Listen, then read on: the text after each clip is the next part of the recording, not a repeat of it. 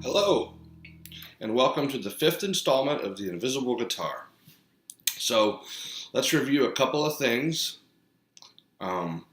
We established the perimeter, which is to know the layout of the land and learn all of the notes on the guitar cold.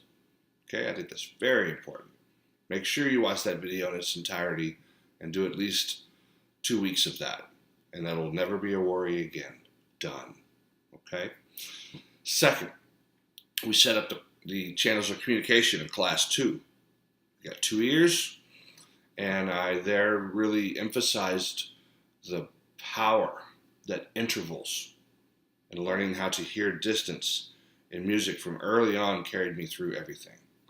I don't think there's been anything more advantageous than me thinking of music as basically training my ears. Okay? In the third class, we talked about attack, how so many guitar players lack basic good technique. They're having a fight with their guitar. And we took a real good look at the right hand, which is your motor, or the left hand. Luckily, because I'm a technology challenged, my first couple of classes, the video got flipped. So I got to be left-handed anyway. But it doesn't matter. Just want to make sure that we have economy of motion. We really wanted to focus on that term, economy of motion, just like in the martial arts. When you see somebody who really knows how to fight, they make it look easy. When you see somebody who really knows how to play the guitar, they make it look easy. It's all walks of life, okay? And then what we're going to do today is really important too. I did talk quite a bit about scales and getting out of scale jail, when we looked at the fourth class. And I think the thing I wanted you to take from that is to really get your head around the idea that scales don't have beginnings or ends. And the ending is just as important as the beginning. Like you got to go forwards, you got to go backwards. That way, we'll find this freedom that transcends our instrument even, Okay. Today we're going to talk about major and minor scales, and a real little wonderful thing that you can do to help your improvising, because we're in the deep end here. This is not the kiddie pool of guitar lessons. We're not learning how to play Green Day songs and stuff. Nothing wrong with that. I love Green Day. They write great songs, but that's not what this vlog is about. This is about learning to get the music that you hear inside of your head, your soul, and your heart out through your instrument and speak the language of music. And these are universal laws. This is not music theory. This has nothing to do with theory at all. So one of the things that I say to a lot of my students is, would you rather memorize a bunch of jokes, or would you rather be funny? And everybody answers it, I would rather be funny. And I'm not going to name names, but I could name comedians that pretty much just memorize jokes. Same act every time I see them. And I can name some people that are very funny. Chris Rock is one. He's just funny. I've seen him every time he comes to Dallas. I went to see him on tour. It's a completely different act. I have a lot of respect for that. And I feel you could have the same level of proficiency in your improvising in music. So let's do it with major and minor scales. Here's something I did years ago that just made sense to me. And I did it on the piano before I got to the guitar. If you want to learn the major scale, go back and review. We learned it. It was open, which is nothing. We haven't done anything yet when we play an open string. It's just a beginning. Whole step, half step, whole step, whole step, whole step, half step. Backwards, half step, whole step, whole step, whole step, half step, whole step, whole step. And I talked about the importance of learning on one string first. That's the way to do it. Don't bog yourself down with these fingerings. Been there and done that. We'll get to that later on, but let's break the mold here.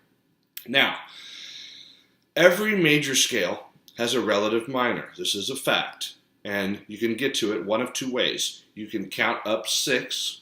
In this case, I'm going to do E major because I'm on the low E today, just for example. Play open. So we go 1, one whole step, two whole steps, a half step, another whole step, and another whole step to the 6th degree of the scale. 1, 2, 3, 4, 5, 6. Gives us the note C sharp. And C sharp is the relative minor of E major. You can also get there by going to the second octave, the second E in the scale, and going back 3. E, D sharp, C sharp. I like to think of it that way because it's a little bit quicker to get to. So we have these notes: E, F sharp, G sharp, A, B, C sharp, D sharp, E. So in fact, if we started on the 6th note of the scale, the note C sharp, and we played through to the octave, we would get a C sharp minor scale. C sharp, D sharp, E, F sharp, G sharp, A, B, C sharp, all the way to the last note on our guitar. If I played it on the A string, I could start on C sharp there. C sharp, D sharp, E, F sharp, G sharp, A, B, C sharp.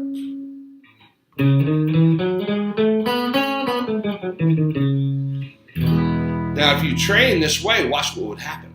So let's say you came across an E major chord and you started on C sharp. You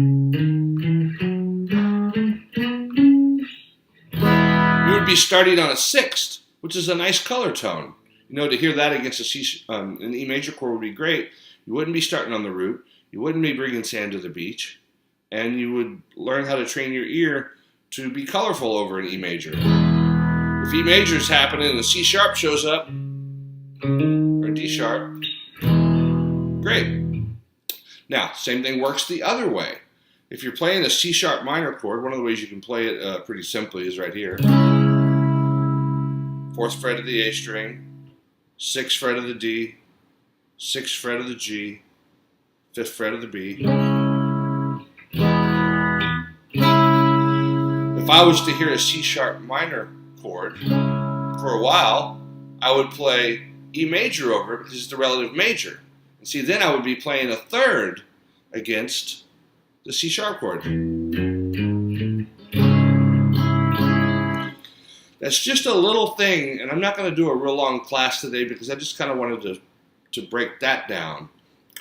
Every time that you play a major chord this week, practice the relative minor over it. You can find it by going up 6 or 3 back. There's plenty of information online about this if you want to get, real into it. I just showed you the basics of it, how to do it on one string. We'll go over scales and fingerings. I've got a lot to say about that because I know all those kinds of ways too. But what would it do for your playing and your ear training if every time that was a major chord, you started on the relative minor for a while? That would be great. And then every time that you heard a minor chord, you started on the relative major. That would be great. Because those are kind of like the yin and yang of music. And then we can get in there and tweak and find, we're going to talk about modes. It's going to be so exciting. You're not even going to know what hits you. I love modes. I think they're beautiful. And I kind of noticed over the years, every, player tends to gravitate towards a major and minor mode too. And we'll find out about that, a little bit about your personality and what you're drawn to. And it's going to be great. So make sure and follow me on Twitter and on Instagram.